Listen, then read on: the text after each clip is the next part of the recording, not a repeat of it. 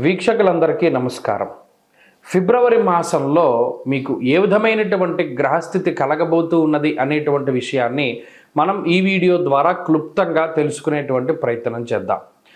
జనవరి నెలలో సంక్రమించినట్టే ఫిబ్రవరి మాసంలో కూడా పంచగ్రహ కూటమి, షడ్గ్రహ కూటమి సంభవించడానికి కూడా అవకాశం ఉన్నది. అయితే ఈసారి మకరంలో కాకుండా కుంభరాశి యందు ఈ పంచగ్రహ కూటములు ఇవన్నీ కూడా ఏర్పడబోతూ ఉన్నాయి.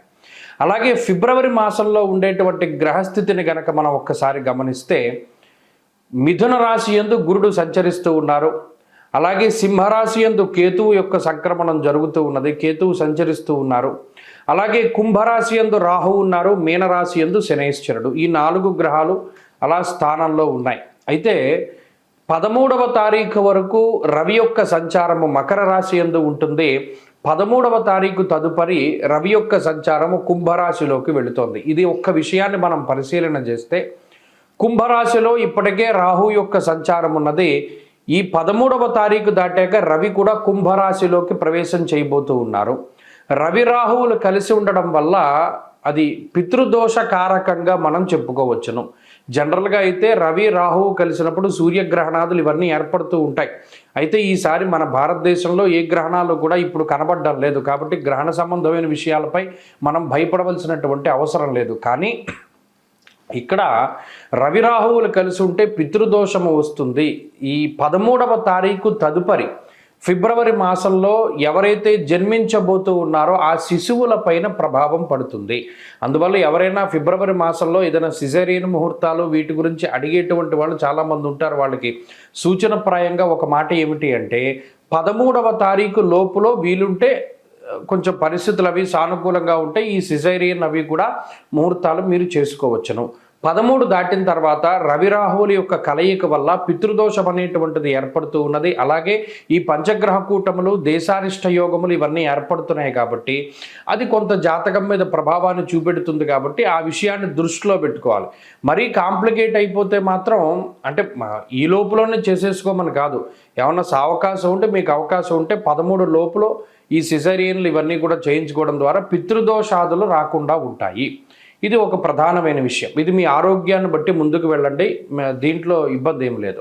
ఇంకొకటి ఏంటి అంటే శుక్రబుధులు కూడా కుంభరాశి అందే సంచరించబోతూ ఉన్నారు. అంటే ఇక్కడ 4 గ్రహాలు, రాహుగ్రహము, రవిగ్రహము, శుక్రగ్రహము, బుధగ్రహము, వీటితోటి చంద్రుడు కలిసిన లేదా ఈ మాసం చివరిలోనే కుజుడు కూడా కుంభంలోకి వెళ్ళబోతూ ఉన్నారు. ఈ 5 గ్రహాలు వెరసి చంద్రుడితోటి కలిపి షడ్గ్రహ కూటమి కుంభరాశిలో ఏర్పడబోతూ ఉన్నది. కాబట్టి ఈ గ్రహస్థితి వల్ల ఈ మాసంలో అటు దేశకాలమాన పరిస్థితులు ఎక్కువగా ప్రభావితం చెందబోతూ ఉన్నాయి. దేశారిష్ట యోగం అనేటువంటిది పట్టబోతూ ఉన్నది. ఎందుకంటే అటు కుజరాహువుల యొక్క కలయిక, అలాగే రవి రాహువుల యొక్క కలయిక ఇవన్నీ కూడా దేశారిష్ట యోగాలుగా చెప్పబడ్డాయి. ఈ సందర్భాల్లో ఎక్కువగా అగ్ని ప్రమాదాన్ని సూచించేటువంటి విషయాలు, అలాగే వాయుతత్వ రాశి యందు ఈ గ్రహస్థితి ఏర్పడుతూ ఉన్నది. కాబట్టి అతి వేగంగా వీచేటువంటి గాలుల వల్ల కానీ లేదా గాలి ద్వారా స్ప్రెడ్ అయ్యేటువంటివి ఏమైనా ఉంటే గ్యాస్ ద్వారా వచ్చేటువంటి విపత్తులు లేదా అగ్ని సంబంధమైనటువంటి విపత్తులు, వాయు సంబంధమైనటువంటి విపత్తులు ఏర్పడడానికి అవకాశం ఉంటుంది.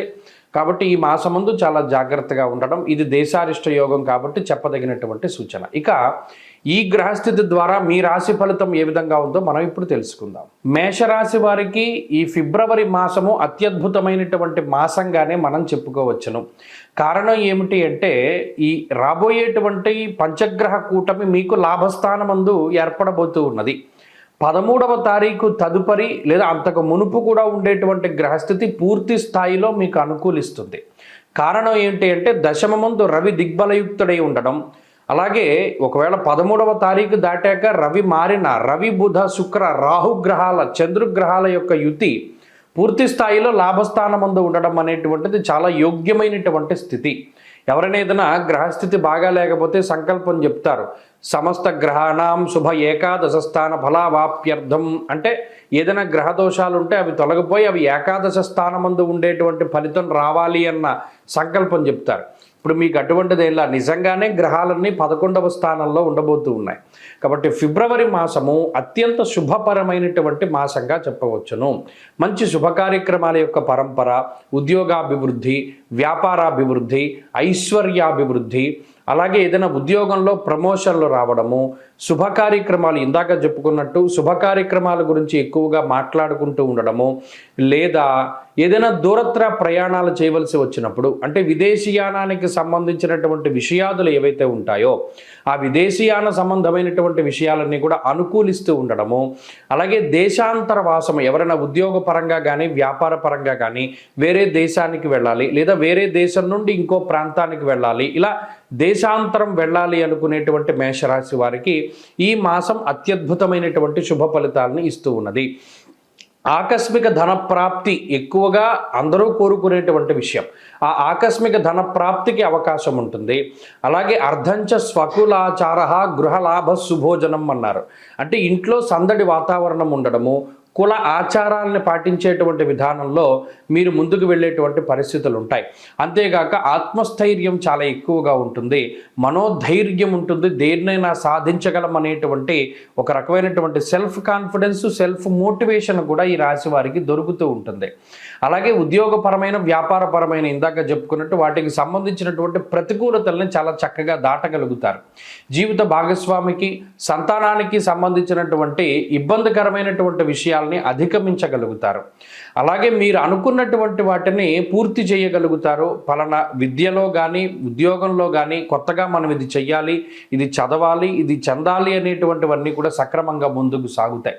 కాబట్టి ఫిబ్రవరి మాసం మేషరాశి వారికి చాలా అద్భుతమైనటువంటి ఫలితాలను ఇవ్వబోతూ ఉన్నది. మరీ ముఖ్యంగా అటు ఆరోగ్యపరంగా, ఆర్థికంగా, సామాజికంగా అన్నిటి పరంగా కూడా ఉన్నతమైనటువంటి స్థానం వస్తుంది ఈ రాశి వారికి. వీరు మరింత అనుకూలమైనటువంటి ఫలితాలను సాధించడానికి ఈ మాసమందు ప్రత్యేకించి శనేశ్వరుడికి సంబంధించినటువంటి ఆరాధన చేస్తూ ఉండడం చెప్పదగినటువంటి సూచన. శనివారాలు వచ్చాయి అంటే ఖచ్చితంగా ఈ రాశి వారు ఏదైనా ఒక శివాలయానికి వెళ్ళి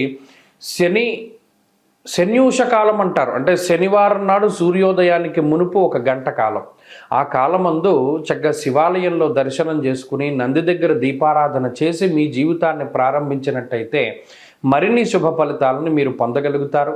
ప్రతిరోజు కూడా చక్కగా శనేశ్వర అష్టోత్తర శతనామావళి స్తోత్రాన్ని పారాయణం చేయగలిగినా కూడా మంచి ఫలితాలు మీకు సంప్రాప్తమవుతాయి.